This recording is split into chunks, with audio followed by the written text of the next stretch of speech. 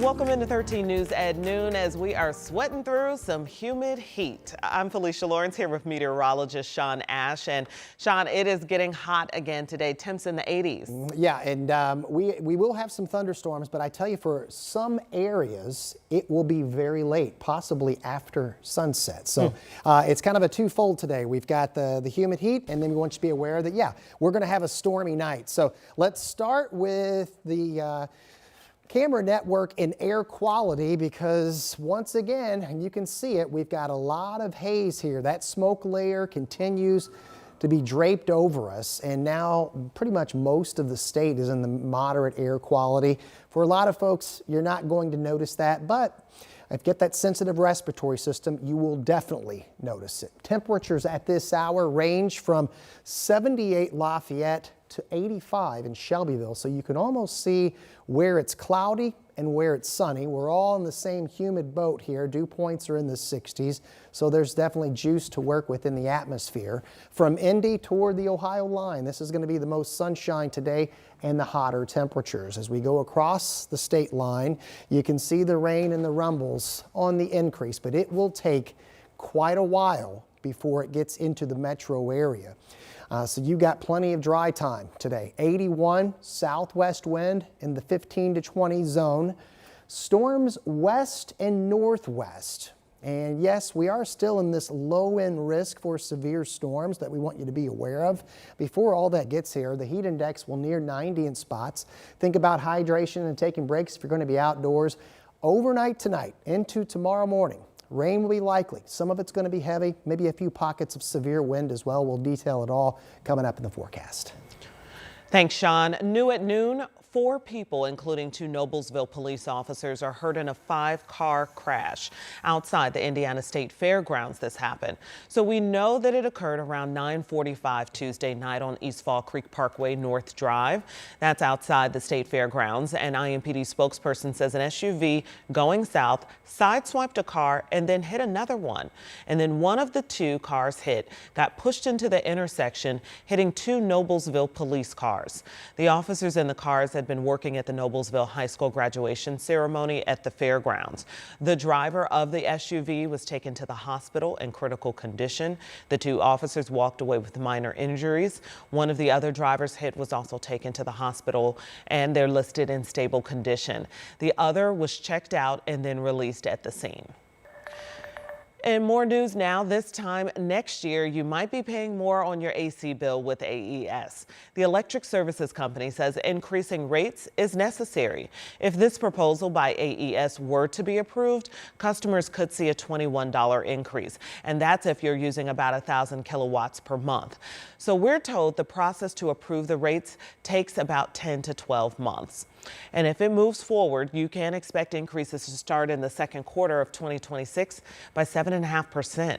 Then in 2027, it would go up another 6%, which is where that $21 increase could come from. AES says there are ways for customers to prepare through several resources online, including a way to calculate your bill if the rates increase. We have that information for you on WTHR.com. And now to many lingering decisions that are lingering at the State House, expected to have a great impact on Indianapolis public schools. IPS is pulling parents into the conversation, showing how recent legislative moves could transform the classroom. Alex Almanza was at that discussion where leaders say something needs to change for the students. Started in IPS schools.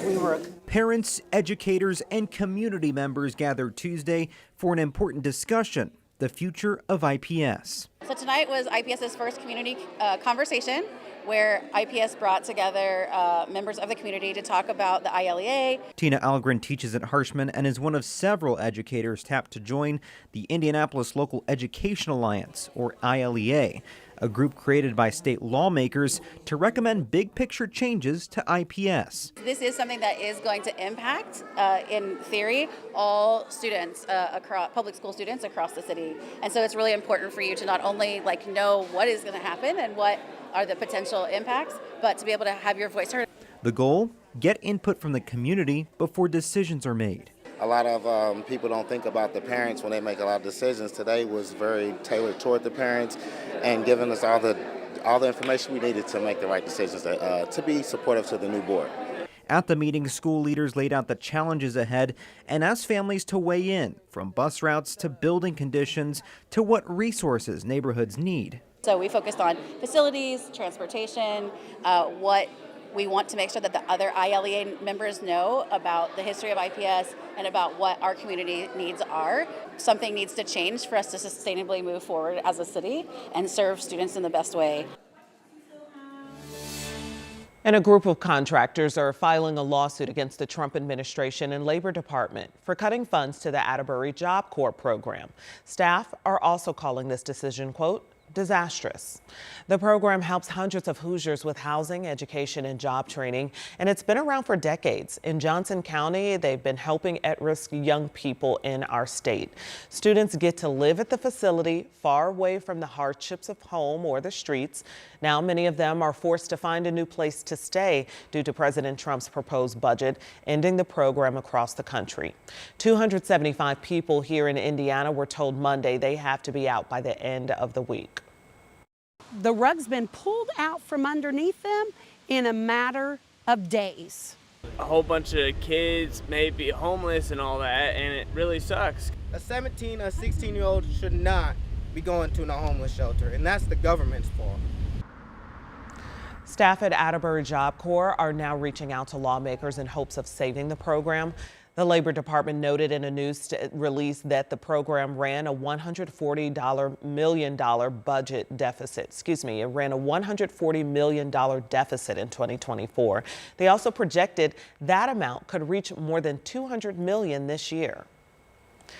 And this afternoon, Governor Braun is responding to recent moves made to the IU Board of Trustees. This past legislative session, lawmakers gave the governor the power to appoint all 9 members of the university's board. Before that, IU alumni voted on 3 of the members. Braun just announced the 3 new appointments.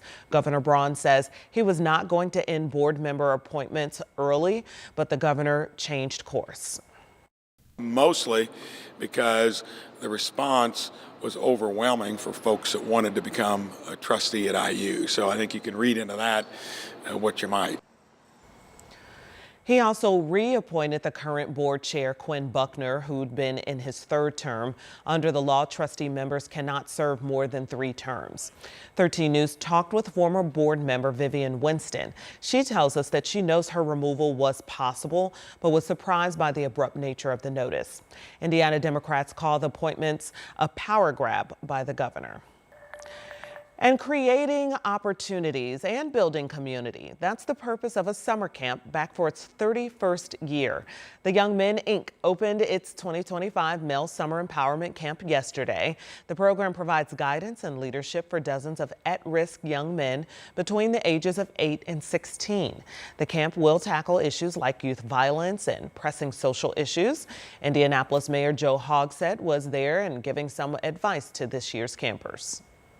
Now, all of you ought to have a goal in mind, and that goal might be a lot of different things, but education does not stop when you graduate from high school. That's only the beginning. The Young Men, Inc. is teaming up with IMPD later this month to host 2 youth gun violence prevention workshops June 10th and 12th.